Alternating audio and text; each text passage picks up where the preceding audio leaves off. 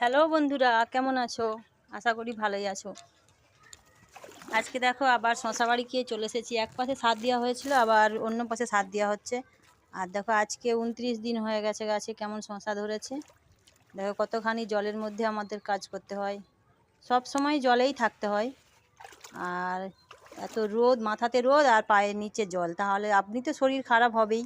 তাই আমার কয়েকদিন ধরে শরীরটা খারাপ ছিল, ভিডিওতে করতে পারিনি তোমাদের সঙ্গে। আজকে এসেছি, দেখো গাছে কত শশা ধরেছে। আর বরমশাই আলের ধারে ভেতরে সার দেওয়া হয়ে গেছে, বাইরের ধার দিকে সার দিচ্ছেন। আর আমি ভাবলাম যে এই সময় তোমাদেরকে একটু ভিডিও করে দেখাই যে কীরকমভাবে সার দিচ্ছেন, আর শশা গাছগুলো কত বড় হয়েছে, কত শশা ধরেছে সেগুলো দেখাই। তাতে তোমাদের দেখে ভালো লাগবে, আর আমারও কিছু।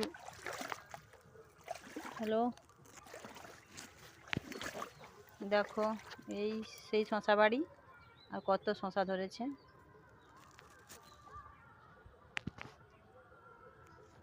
দেখতে থাকো সবাই, আর পাশে থেকে লাইক কমেন্ট শেয়ার করো।